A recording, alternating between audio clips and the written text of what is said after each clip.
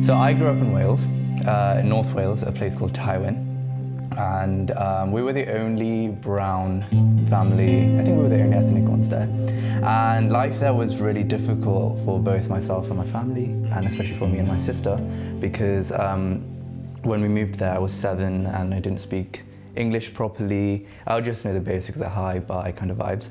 And then we got sent off to a Welsh unit with a bunch of kids. And we were, again, obviously the only brown kids, and we wouldn't really chat to anybody. It would be just me and my sister having conversations with each other, and it would be an hour drive and an hour back drive as well. And during that drive, it would be just comments about the way that we presented ourselves, or sometimes because we cook curry, so we carry that smell with us, so there'd be comments about that, and it got to a point where they decided to give us all nicknames because they were doing it. And for us, our nickname was Brownie. And now looking back at it, I was like, wow, that's quite mean. Yeah. And so it was really difficult because they'd be they wouldn't even call us our names because they'd be like, oh, this is hard to say, even though my name is super English. It's Scottish and Irish, guys. Yeah. So it was just a bit at the age of 7, you're sat there and you're in a different country. And people are calling you Brownie. And in a way, I was I kind of needed to, in a way, I think I was okay with that at the time because I wanted their approval more of than anything else. So it was really difficult trying to get through that, and then coming back to school again, because the Welsh unit that we went to was in another school. So then again, getting exposed to a new school, which was meant to be my school. And then again, people just make off comments oh, you're Indian, so where's that? And sometimes I open up and I'm as a kid, I opened up about my faith. I'm yeah, I go to church, I'm a Christian. And their immediate reply is, wait, but you're Indian. Yeah. I'm oh, since when did a Christianity was one race religion? So yeah, it was just quite difficult to navigate that. And I think it still kind of triggers me sometimes. If some little thing happened, I'm oh my days, is it because I'm brown? Is it because I'm like this? So yeah, I just want to ask, is there something with you guys, does that any trigger or anything similar happening? I think for me, what you were saying of at the time, you wouldn't actually clock that as racist maybe. As a 7-year-old, you just felt okay, everyone's got a nickname, this is mine, I'm just gonna jump on this because I want to fit in sort of thing. But actually, in hindsight, that is so explicitly racist. And I think I've had moments where, at the time, I didn't think anything of it. But now looking back, I'm wow, that was just such because of my colour. And I think one thing was, I played in jazz bands growing up and up till A levels, and the kind of that sort of world where I guess maybe my area it was quite white, as in the music world, in our school bands and stuff, it wasn't very diverse. And so I'm the only person of colour in this jazz band, and I remember they were doing photo shoots for flyers and stuff, and the flyers came out and there was just this picture of me playing the saxophone on all of the banners, all of the leaflets. And I thought whoa, this is my time, gosh, I've made it, look at this. But looking back, I'm whoa, as the only person of colour in that room, and I'm now on all the advertising, looking back, that it makes me feel that was quite tokenistic. Obviously I can't assume, but I mean, for me personally, I felt okay, am I just a tick box? Is that just who I am? And I think there's something about hindsight of actually growing up and looking back and being whoa, some of those things actually were really explicit. But as young people, how are we supposed to clock onto that? How are we, no one really prepares you for that world of actually, I think maybe the conversations I'll have with my kids are going to be very different to the ones that were had with me, because you often you don't expect that to be the case. You're just a kid and you're living life and you're not aware of people's own views, and yeah. Yeah, so that's quite different to mine actually. Hearing you guys' stories, I grew up in a household where, I'm mixed. So I grew up in a household where my mum was white and my dad's, mixed on more of the colour side. And it's just so interesting for me because, I never grew up, having that kind of racism at a young age. I mean, so crazy to hear you guys, have that story. And it's, when I, also growing up, I'm 20 now, so when I've grown up over the years, majority of my friends are coloured, and just hearing those stories, it's so crazy to me, and it's quite sad actually. Especially, I don't know how you guys, you guys are definitely strong, because I don't know how you guys dealt with that at such a young age. Because I know it definitely, as you guys were saying, it's definitely affected you now. But I definitely think for myself, just, being young, and, it's weird being mixed, because you're in this, like, sometimes you feel left out, because one minute you're with your white family, next minute you're with your black family, then it's like, I don't know, it's just weird. Sometimes it feels like segregation. You're like, what do I do now? Like, I'm mixed, and then, I don't know, it's just such a weird thing growing up. But obviously, I'm very pleased with how I grew up, and that God put me in a family where, He could show me both sides. And I think, it's such a cool thing. So I think definitely that's something that, like, growing up, I have to realize, like, how privileged I am, even though, we live in, London, in a city where it's like, well, I live in London, you guys you may not grown up in London, but for me, growing up in London, just seeing a multicultural city, it's really cool, really eye-opening, just the beauty of just different cultures around you. I think it's really cool, yeah. So how is, like, I think I've answered it already, but how has that, kind of changed, you grown up, experiencing racism, how's that affected your mindset now? Yeah, I'm the same as you. I grew up in London. I've lived in London my whole life. And I'm so happy that I grew up in London, because you're exposed to everybody from different backgrounds, cultural groups, and so you have that appreciation. But I think for me, I didn't really experience a lot of racism growing up, but more so like issues within the black community, like colorism. So like in primary school, I went to all black primary school, and then I went to all black secondary school. And so I always kind of felt out of place, because I really liked education. I loved studying. I loved being in school, but it was always made to feel like an issue for me. Like even the way I spoke, they'd be like, oh, you speak really, white for a black girl, and all these things which don't make sense to me. But then it kind of made me go through like an identity crisis, because I was like, am I even black? Like, what does this mean? Like, what does it mean to be black, and do I identify as that? And so I think growing up, I always kind of felt a bit of a distance from like the black community and being around other black people, because I just felt like me, myself is the issue. And I didn't really feel celebrated. But I think as I've gotten older, and especially like going to the church that I go to now, and even at my university, like being around people from different backgrounds to me and other black people now has really given me that insight to feel like it's not about who you are and your race, but it's just about who you are. Just because you're black, or just because you're brown, or just because whatever you are, that doesn't change who you are as a person. Like, if anything, that should be more of a reason for you to be celebrated. And I think seeing that now, like serving in my church and on team, I really feel that kind of belonging, and I feel that celebration that I think the younger me was always looking for.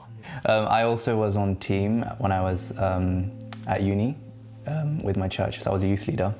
And one of the reasons why I wanted to be a youth leader was mainly for representation. Growing up, I really didn't have any like people who looked like me on team. So that really affected me, because I'm like, so many things would go on at home that would be, very hard, and I can't speak to somebody about it because I had a fear that they would never be able to relate.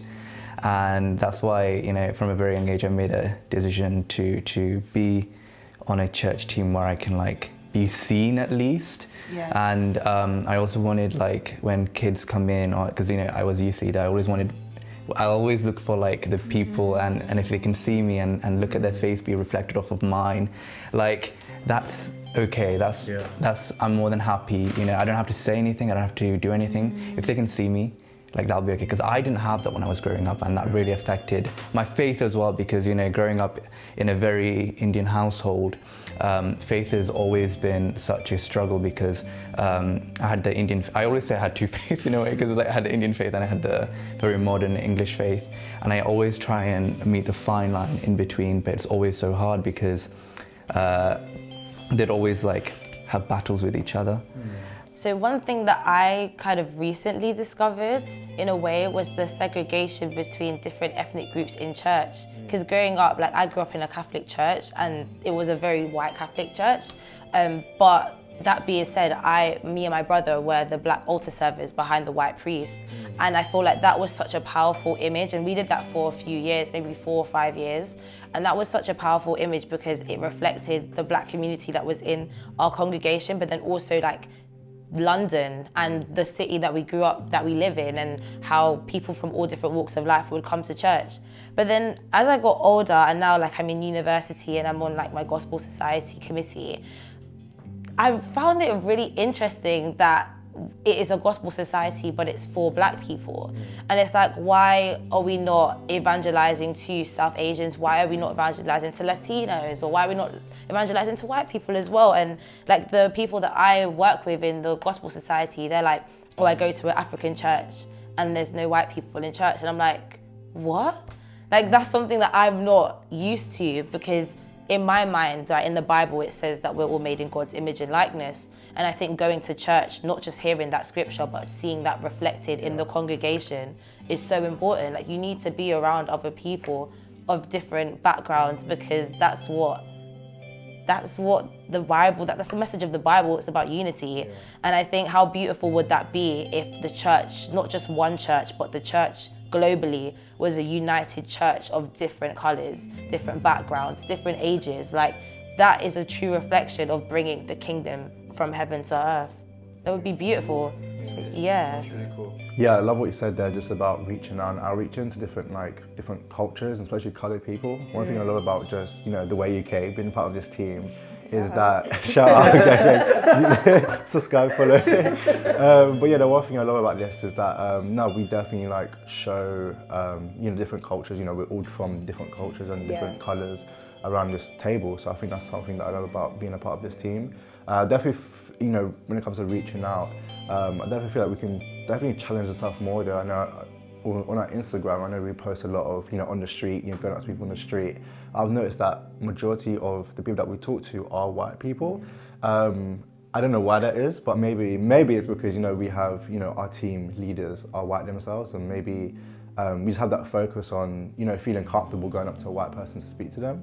But I think as a team, definitely should challenge ourselves a bit more, just to go up to more, coloured people and just ask them, what they think about the topics that we're asking them. But I think that's probably one reason why I really enjoy being a part of, this team, is just getting stepping out my comfort zone a little bit and just really opening my viewpoint and my eyes to other cultures. I think for me, my parents being church leaders, starting a church and being in leadership from a very young age, as a family, being ethnic minorities, we attracted loads of different races. And so home church is very diverse, and it feels like this is what the kingdom of God should look like. And then moving to uni and now being the only kind of Indian girl on stage in the history of the church, being the first one. I think that was, in the beginning, really exciting and really whoa, this is history, this is amazing.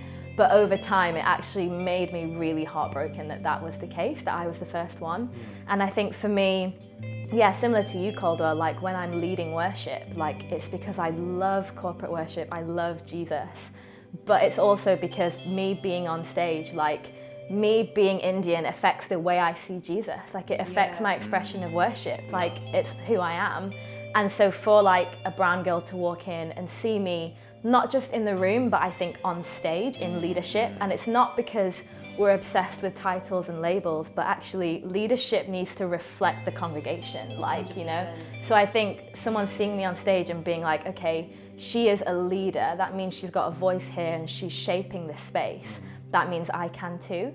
And I think just being in a space where it's very white leadership, feeling gosh, am I valid? Is what I'm saying good enough, or is it just a tick box thing? And I remember one day I was kind of thinking and praying about this, and often I feel when I'm hearing God, I feel it's the Holy Spirit's voice. But this one day I felt so clearly it was Jesus speaking to me, and I felt him just say, Susanna, I wasn't white. And I think when I heard the voice of Jesus just in my heart say that, it was a bit of a penny drop moment of actually, yeah, Jesus, you weren't white, and you were probably a very similar colour to me. And that's not that if he was white, it was a bad thing, but actually Jesus was a Middle Eastern Jew. And feeling him resurrecting in that body, his body was raised, it wasn't just his spirit. That moment of Jesus raising from the dead means that he's defeating death and sin and evil and the powers of darkness. if he can defeat death, he can defeat racism, he can defeat these issues that we're talking about. And so Jesus resurrecting, almost being like, he rose for me, but also he rose as me, and kind of that hope that I have that like actually, no matter what is going on, no matter how hard it is at the moment, like Jesus is risen, and actually that is something for me as an Indian girl on stage leading worship. Like that matters to me, and that's not just for white people. That's really cool. So good. Oh my gosh. Mic drop. That's not promotional video. Put out Instagram reels. Boom. Little clips. That was so good.